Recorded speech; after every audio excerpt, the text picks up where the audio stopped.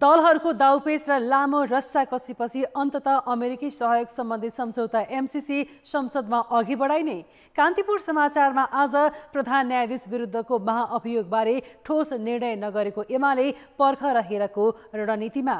स्थानीय चुनावमा के कस्ता चुनौती आउन सक्छन् भन्ने बारे सुरक्षा निकायको लेखाजोखा।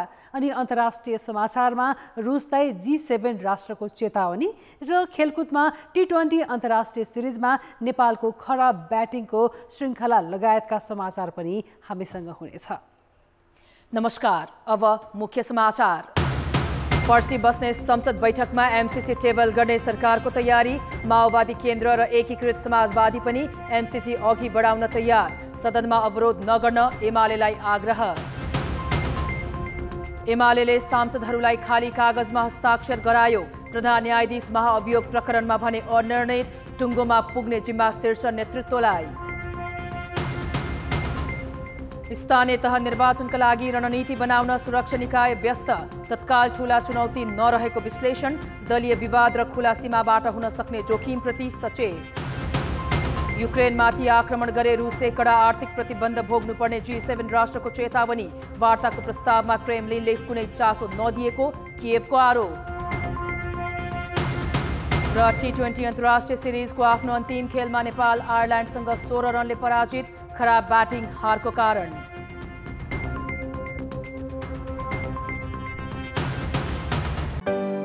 निसन्तानपन सम्बन्धी सबै उपचार Hope Fertility and Diagnostic Centre, Babarmahal, Kathmandu.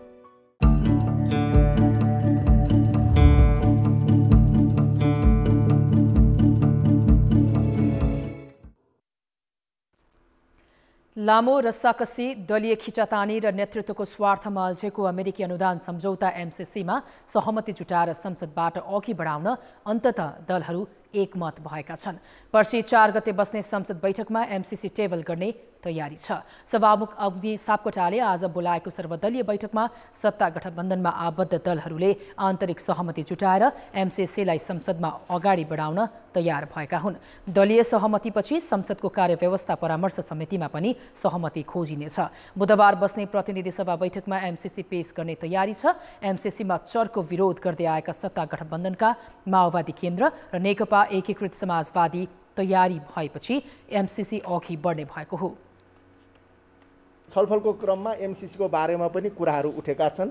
यसलाई पनि एउटा चाहिँ नि सहमति विकास गरेर अगाडि बढ्ने भन्ने खालको कुरोहरू चाहिँ नि भएको छ र यसमा थप चाहिँ नि अझै अब कार्यव्यवस्थामा पनि मिटिङहरू हुनेछ। सत्ताको नेतृत्व गरिरहेको नेपाली कांग्रेसको चाहना अनुरूप एमसीसी संसदमा प्रस्तुत गर्न सत्ता गठबन्धनका अन्य दलहरू तयार भए पनि पक्षमा उभिने कि नउभिने भन्ने निर्णय भने गरिसकेका छैनन्। यस्तै विचाराधीन रहेका 42 विधेयकलाई वैकल्पिक उपाय खोजेर भए पनि तत्काल अगाडि बढाउन दलहरू सहमत छन्। विधेयक सम्बन्धी पनि धेरै गम्भीर ढङ्गले छलफल भयो। त्यसमा सबभन्दा पहिलो त नागरिकता विधेयक हो। नागरिकता विधेयक पारित हुन नसक्दाखेरि चाहिँ धेरै चाहिँ युवा युवतीहरू मात्रै होइन, अलिकति धेरै वयस्क नागरिकहरूलाई पनि चाहिँ निकै मर्का परेको र मलाई धेरैले ध्यान आकर्षण गराएको भेट्दा कुरा गरेको कुरालाई मैले धेरै गम्भीरतापूर्वक राखेँ। त्यस्तै गरी नागरिक उड्डयन विधेयक भयो। सभामुखले आह्वान गरेको सर्वदलीय बैठकमा प्रधान न्यायाधीश विरुद्धको महाअभियोगको विषयले भने प्रवेश नपाएको नेताहरूले जानकारी दिए।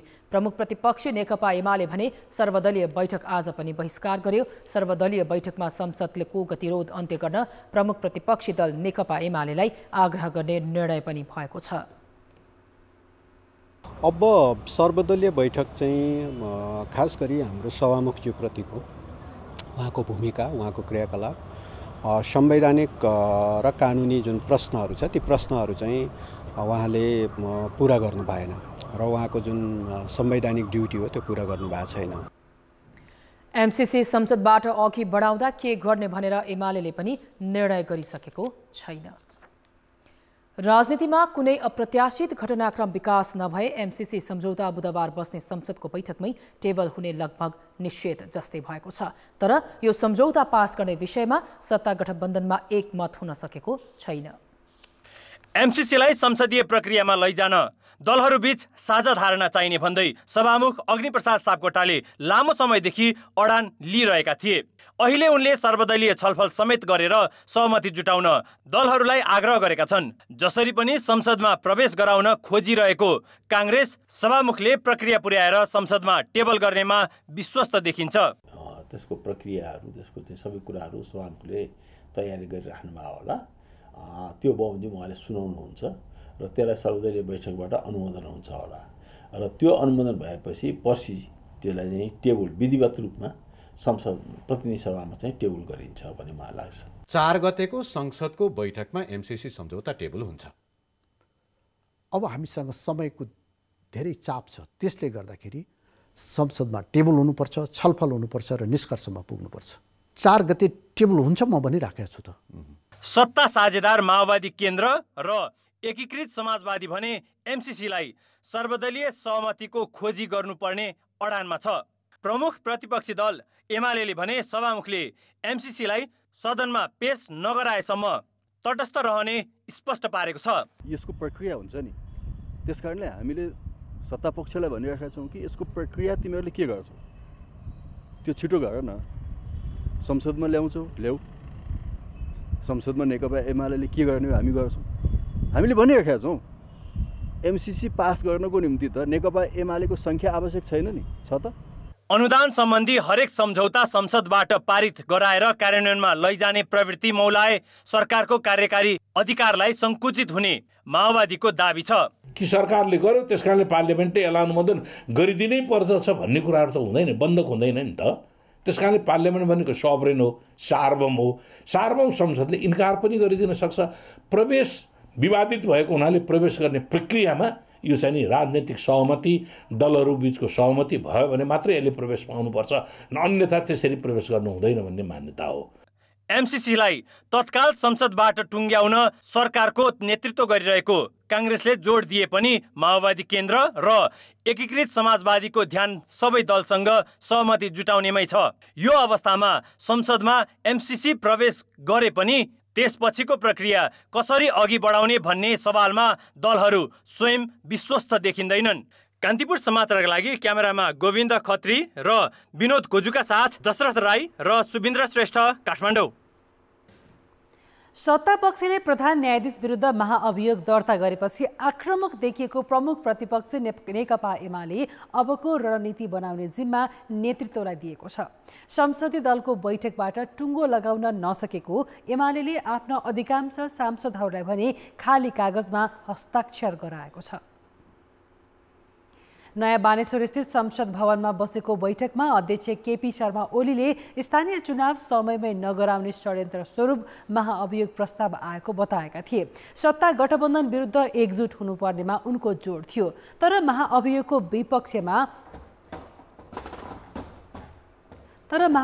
विपक्षमा कसरी उभिने भन्नेबारे एमाले कुनै निर्णय गरेन। हिजोको त्यो घटनाक्रम र समग्र अहिलेको सत्तारूढ गठबन्धनले गरेको व्यवहारका विरुद्ध कसरी प्रतिवाद गर्ने भन्ने बारेमा उच्च स्तरीय नेतृत्व बसेर ठोस निर्णय आओस् भन्ने कुरा सांसदहरूको तर्फबाट आज सुझाव गएको छ र नेतृत्वले पनि यथाशीघ्र बैठक बसेर सबै पक्षहरूको विश्लेषण गरेर यथोचित र समयमै निर्णय गर्ने कुरा वचनबद्धता आज पार्टी अध्यक्षले व्यक्त गरे। संसदीय दलको बैठकले महाअभियोग प्रकरण चुनाव भाड्ने उद्देश्यका साथ आएको भन्दै सडक र संसदबाट समेत प्रतिवाद गर्ने भनेको छ। नेताहरू भीम रावल र घनश्याम भुषालले भने प्रधान न्यायाधीश जबराका पक्षमा वकालत गरेर हिँड्दा पार्टीलाई फाइदा नहुने बताएका थिए।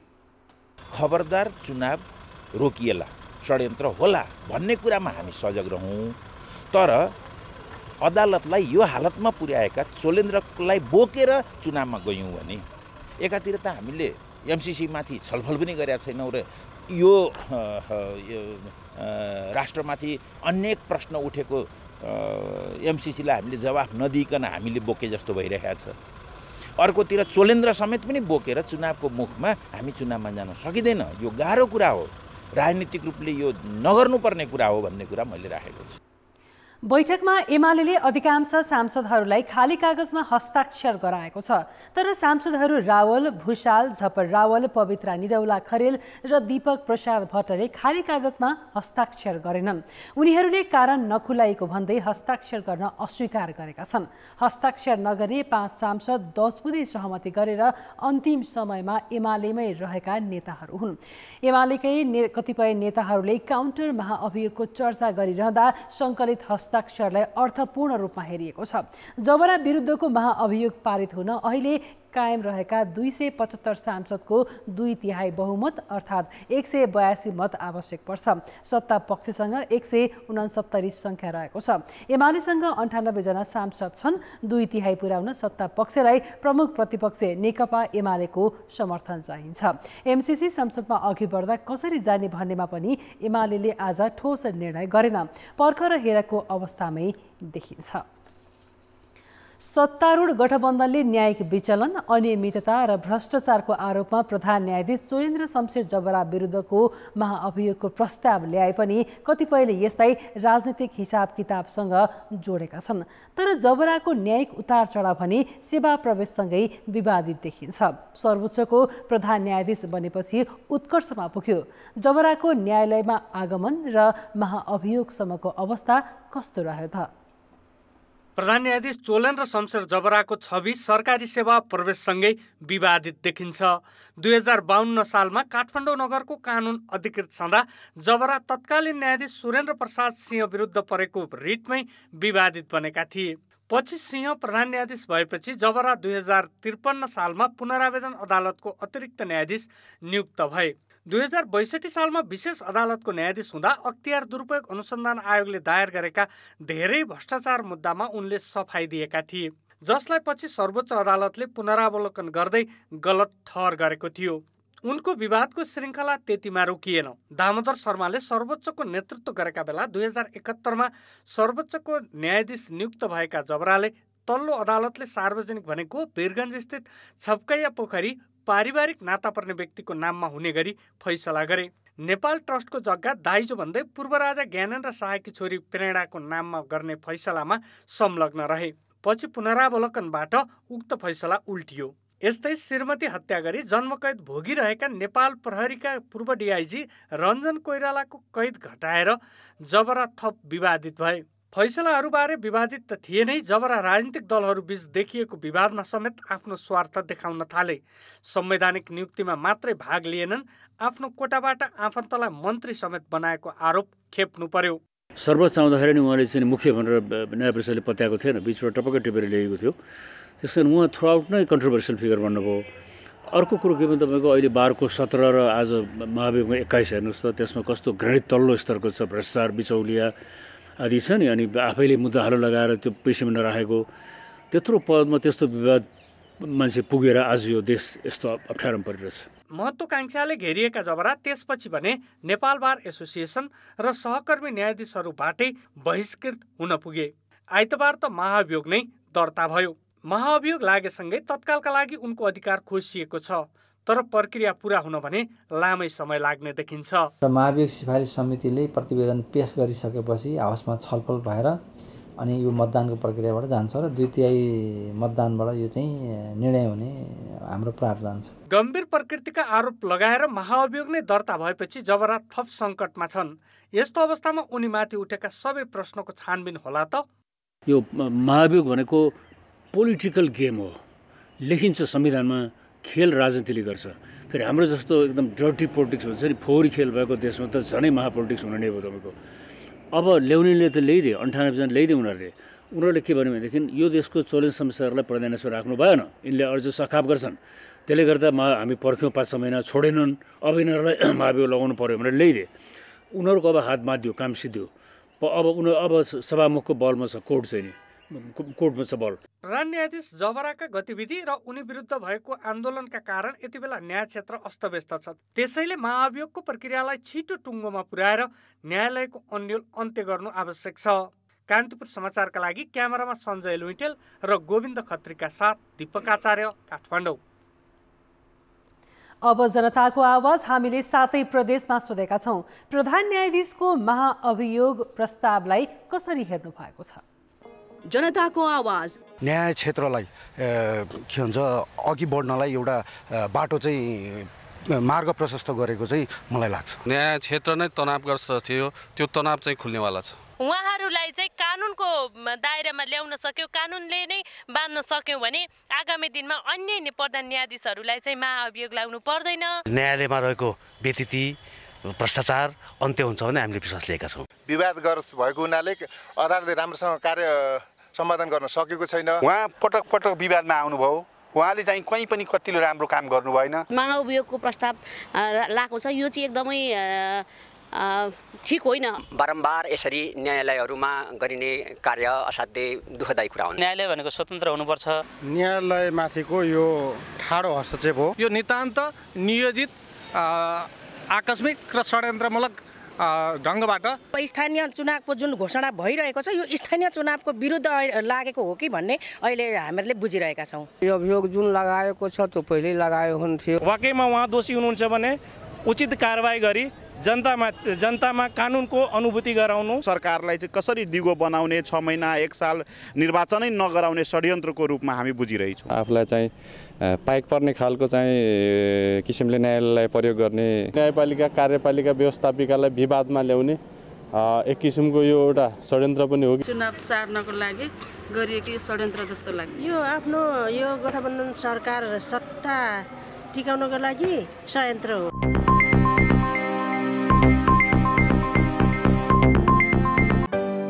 निसन्तानपन सम्बन्धी सबै उपचार Hope Fertility and Diagnostic Centre Babarmahal Kathmandu. स्थानीय तहको निर्वाचन नजिकिँदै गर्दा निर्वाचन आयोग तयारीमा व्यस्त छ भने राजनीतिक दलहरू आफ्नो रणनीतिमा लागेका छन्। देशैभर एकैपटक चुनाव गर्नुपर्ने भएकाले व्यवस्थापनमा निकै मेहनत गर्नुपर्छ। त्योभन्दा बढी चुनौती सुरक्षा निकायलाई हुनेछ। हुन त यसपटक निर्वाचन बहिष्कारदेखि आन्तरिक द्वन्द्वको समस्या देखिएको छैन, तर पार्टीहरूको विभाजनले निम्त्याउन सक्ने द्वन्द्व र सीमा क्षेत्रमा हुन सक्ने घुसपैठ नियन्त्रण मुख्य हुन सक्छ। कसरी तय गर्दैछ त चुनावी सुरक्षाको योजना? निर्वाचनको पहिलो घेरामा खटिने नेपाल प्रहरीले स्थानीय तहमा खटिएका आफ्ना इकाइहरू मार्फत निर्वाचनको सुरक्षा योजना बनाउँदैछ। एआइजीको नेतृत्वमा निर्वाचन सुरक्षा सेल बनाइसकेको प्रहरी प्रधान कार्यालयले हरेक स्थानीय तहमा हुन सक्ने दलहरूको प्रतिस्पर्धा र सम्भावित जोखिमको लेखाजोखा गर्दैछ। 2074 सालमा निर्वाचन बहिष्कार गर्ने विप्लव समूहदेखि सीके राउतसम्मलाई जोखिमका रूपमा लिएको थियो। यसपटक त्यस्ता निर्वाचन नै बहिष्कार गर्ने समूह देखिएका छैनन्, तर नेकपा एमाले, राप्रपा र मधेस केन्द्रीय दलहरूको विभाजन तथा उनीहरूको आपसमा उत्पन्न हुन सक्ने चुनावी तिक्तताले केही चुनौती निम्तिन सक्ने सुरक्षा निकायको विश्लेषण छ।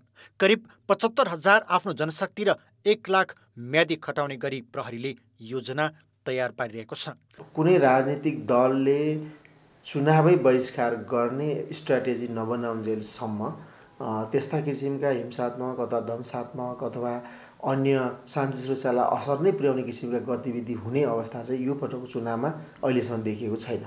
निर्वाचनको दोस्रो घेरामा खटिने भएकाले सशस्त्र प्रहरी बलले पनि सबै 753 स्थानीय तहको भौगोलिक अवस्था बुझ्ने गरी गस्ती सुरु गरिसकेको छ। उसले भारततर्फको खुला र चीनतर्फको बन्द सीमाका लागि फरक रणनीति बनाउँदैछ। 37,000 जनशक्ति रहेको सशस्त्रले मतदान स्थल बाहिरको घेरामा आउन सक्ने खतरा र चुनौती सामना गर्न योजना निर्माण गर्दैछ। सीमाबाट कुनै पनि किसिमको अवांछित गतिविधिहरू नहोस् भनेर थप प्रभावकारी हिसाबमा सीमामा परिचालन गर्नुपर्ने हुन्छ र हाम्रो ती अनुसारको योजना पनि बनिरहेको छ। तराईको भौगोलिक अवस्थाभन्दा पहाड र हिमालतिर भौगोलिक अवस्थितिको कारणले गर्दाखेरि कतिपय ठाउँमा सवारी साधनहरू नपुग्ने, खुट्टाले पैदले हिँड्नुपर्ने अवस्था भएको कारणले गर्दाखेरि त्यहाँनिर केही समस्या हुन सक्ने, फौजको परिचालनमा पनि केही समस्या हुनुपर्ने, कतै अब हिमाली जिल्लाहरू छ भने हेलिलिफ्ट नै पनि गर्नुपर्ने अवस्था हुन सक्छ। तर त्यसको लागि हामीले योजना बनाउँदैछौँ। निर्वाचन आयोगले मतदान केन्द्र, मतदान स्थल र मतगणना गर्ने सम्मको यकिन गरिसकेको छैन। त्यो सूचीपछि बल्ल गृह मन्त्रालयले मातहत रहेको केन्द्रीय सुरक्षा संयन्त्रले थप रणनीति बनाउनेछ। तर आम नागरिक सबैले र खास गरी दलहरूले ख्याल गर्नुपर्ने कुरा के हो भने निर्वाचनलाई सुरक्षित, निष्पक्ष र भयरहित बनाउन हाम्रै दायित्व र जिम्मेवारी बढी हुनेछ। कान्तिपुर समाचारका लागि क्यामेरामा श्याम श्रेष्ठका साथमा रमेश धमला, काठमाडौँ। उच्च शिक्षा अध्ययन अनुसन्धान गर्ने प्राज्ञिक थलो हो विश्वविद्यालय। तर मुलुककै जेठो त्रिभुवन विश्वविद्यालयलाई जो कसैको मनलाग्दी तालाबन्दीले गाँचेको छ। प्राज्ञिक थलोमा हुने पटक पटकका तालाबन्दीले उच्च शिक्षामा मात्र होइन, मुलुकको समग्र शैक्षिक विकासमै दीर्घकालीन असर पर्ने निश्चित छ। उच्च शिक्षाको अध्ययन अनुसन्धान हुने प्राज्ञिक थलो त्रिभुवन विश्वविद्यालय यसरी तालाबन्दी गर्नेमा स्वयं विद्यार्थी, शिक्षक तथा प्राध्यापक हुन्। पछिल्लो समय विभिन्न माग राखेर नेपाल विद्यार्थी सङ्घ र आंशिक प्राध्यापकहरूले 25 दिनदेखि विश्वविद्यालयका उपकुलपति, शिक्षाध्यक्ष र रजिस्ट्रारको कार्यालयमा तालाबन्दी गर्दै आएका छन्। उनीहरूले मानविकी, शिक्षा र विज्ञान संकायमा समेत तालाबन्दी गरेका छन्। तालाबन्दीका कारण प्राज्ञिक परिषद, योजना निर्देशनालय, आर्थिक प्रशासन, कर्मचारी प्रशासन, अनुगमन निर्देशनालय लगायतका काम ठप्प छन्। यसपटक हामीले अन्तिमचोटि समान कामको समान ज्याला तपाईँहरूले लागू गर्नुहोस् भनेर यसपटक फेरि पनि 21 गतेदेखि हामीले तालाबन्दी गरेका छौँ र अहिलेसम्म उहाँहरूले चाहिँ अब यसमा ठोस कदम चालिराख्नु भएको छैन। यो वर्ष मात्र विभिन्न समूहले पटक पटक गरी 3 महिनाभन्दा बढी तालाबन्दी गरेका छन्। पढ्न र पढाउन आएका विद्यार्थी र शिक्षकबाटै प्राज्ञिक थलोमा तालाबन्दी हुनु दुःखद भएको विश्वविद्यालयको भनाइ छ। बन्द हुने के कारण हो हामीलाई पनि थाहा छैन, तर बन्द भइरहेको छ। यो आज खुल्यो भोलि फेरि बन्द हुन्छ।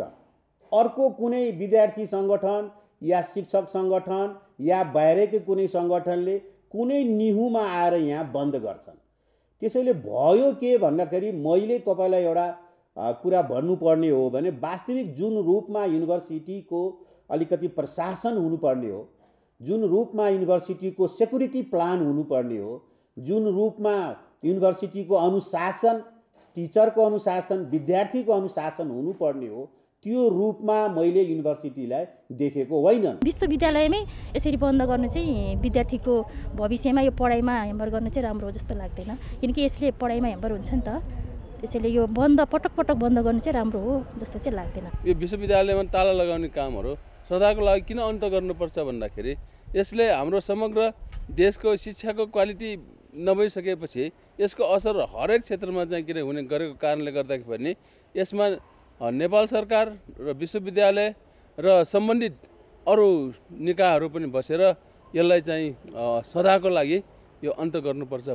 शैक्षिक संस्थालाई शान्ति क्षेत्र मानेर सरकारले नै बन्द हडताल निषेध गरे पनि विश्वविद्यालयमा बढ्दो तालाबन्दीको विकृति कुनै हालतमा स्वीकार्य हुन सक्दैन, जसका कारण सबै सरकार पक्ष यथाशीघ्र गम्भीर हुनु जरुरी छ।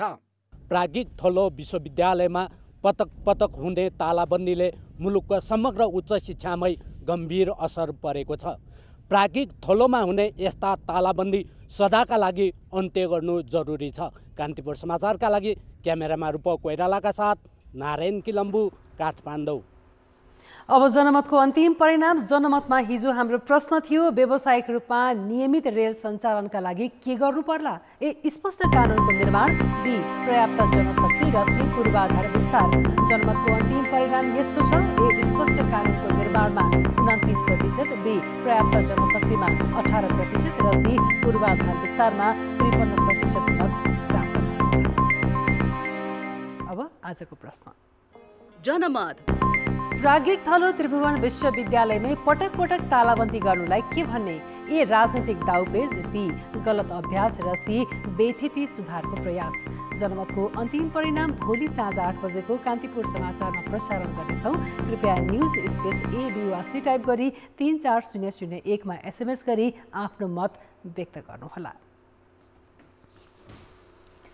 त्रिभुवन विश्वविद्यालयले दबावका भरमा करार शिक्षकलाई स्वतः स्थायी गर्न नसकिने स्पष्ट पारेको छ।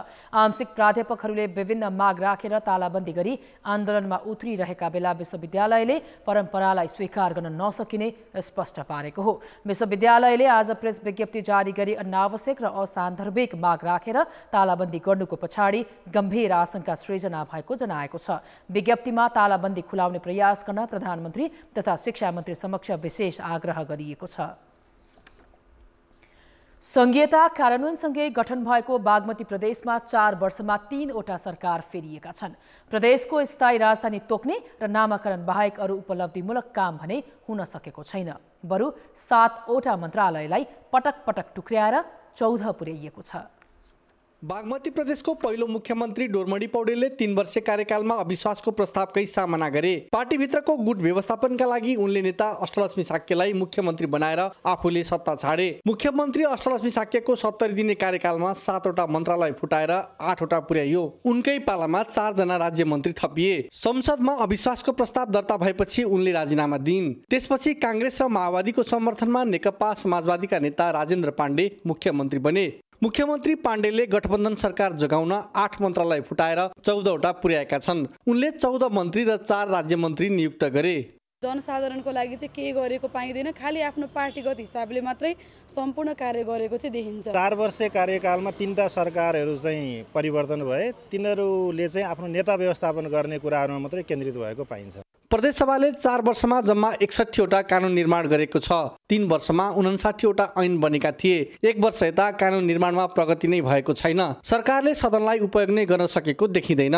प्रमुख प्रतिपक्षी दलले सङ्घमा पनि अवरोध खडा गरिरहेको छ। त्यस्तै गरी यो वा त्यो नाममा चाहिँ प्रदेशमा पनि त्यो खालको एउटा चाहिँ समस्या उहाँहरूले सिर्जना गर्नुभएको छ र त्यो छिटै निकाल्नको निम्ति सम्भवतः सर्वदलीय बैठक 4-5 गते बस्ने कुरा छ।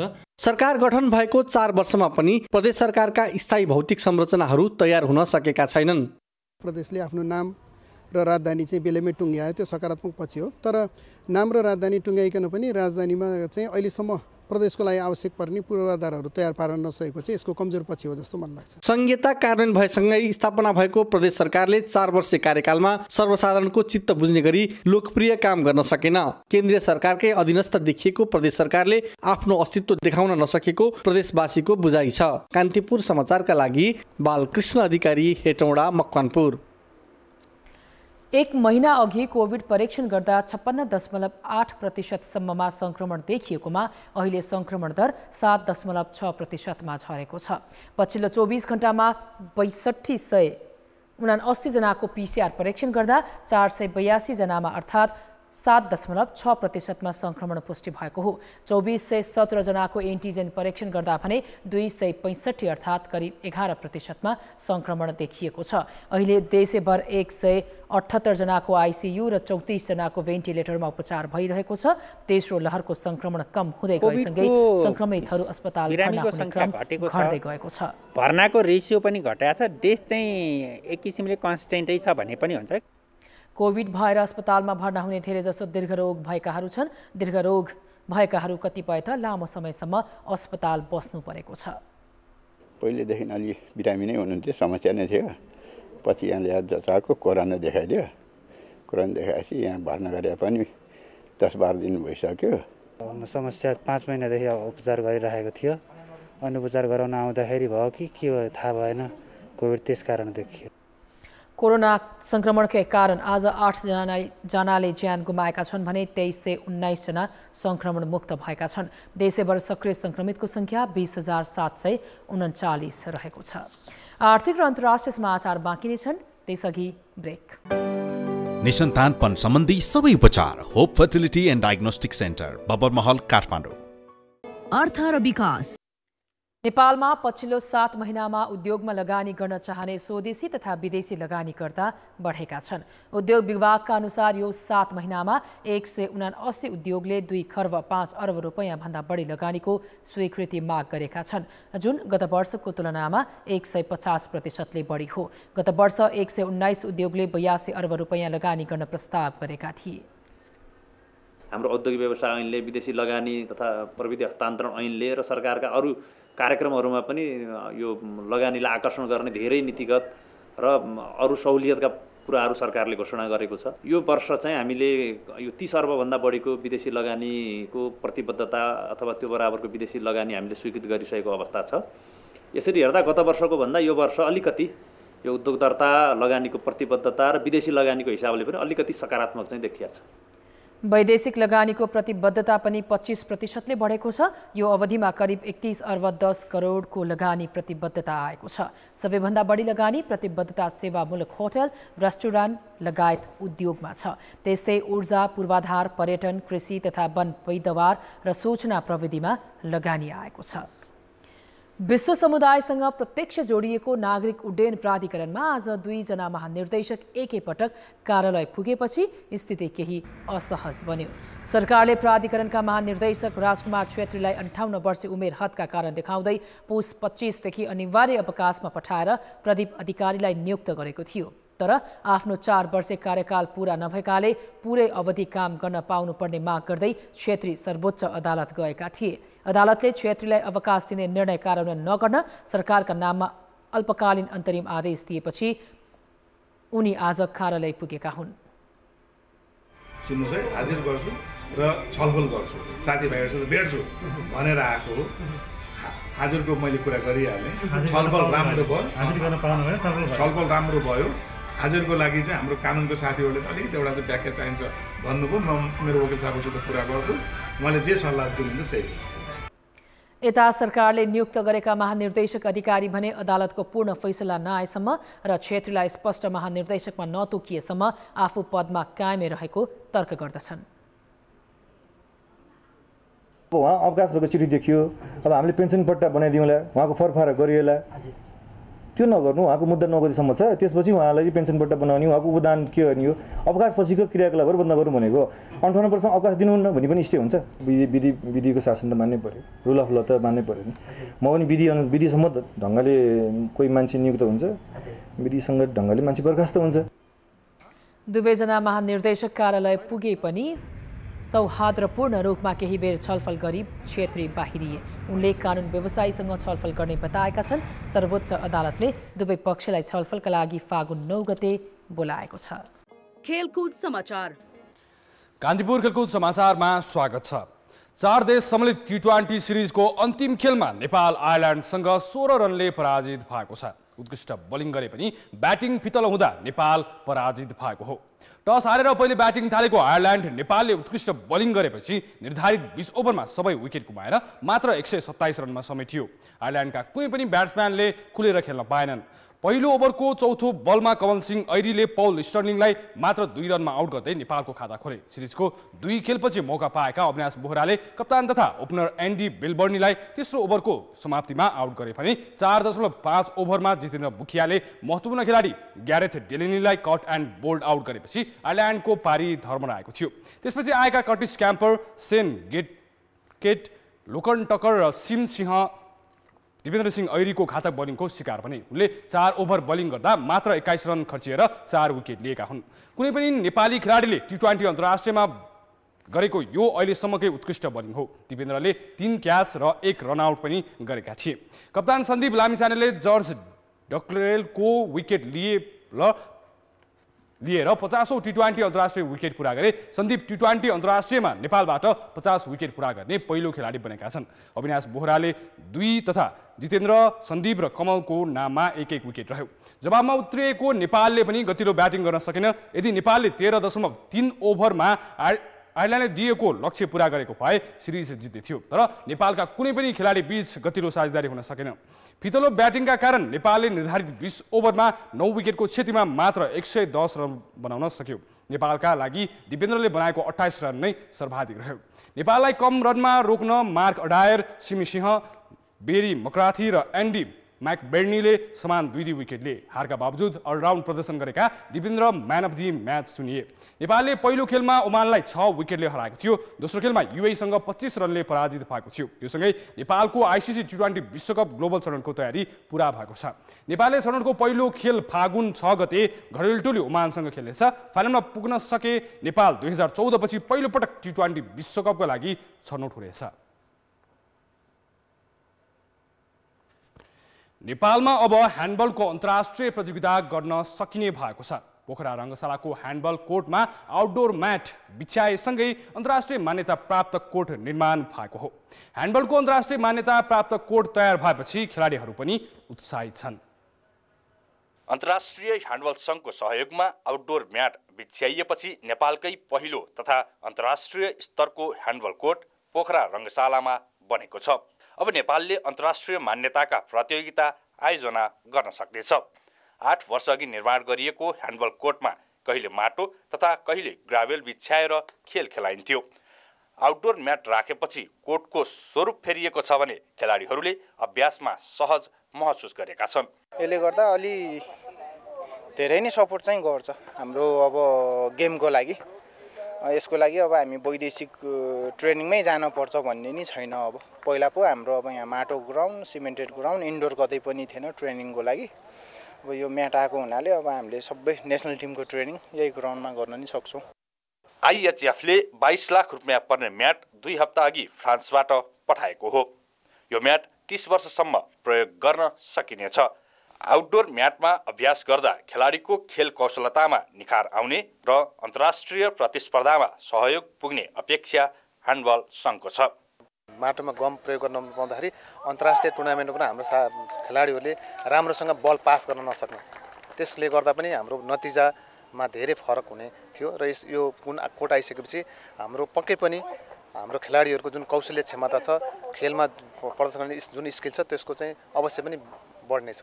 यसअघि कोर्टको अभावमा 13औं दक्षिण एसियाली खेलकुद साग अन्तर्गत ह्यान्डबलका खेल पोखरा रङ्गशालाको बहुउद्देश्यीय कभर्ड हलमा आयोजना भएको थियो।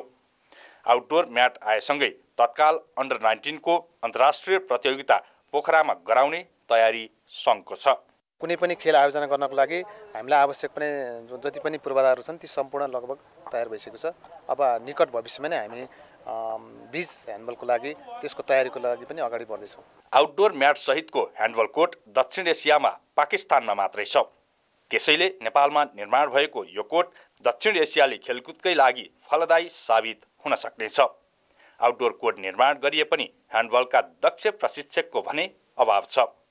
कान्तिपुर समाचारका लागि सहकर्मी इन्द्र पौडेलका साथ ऋषिकान्त पौडेल, पोखरा। कान्तिपुर खेलकुद समाचारहरूलाई यति नै। अब मौसम सम्बन्धी जानकारी।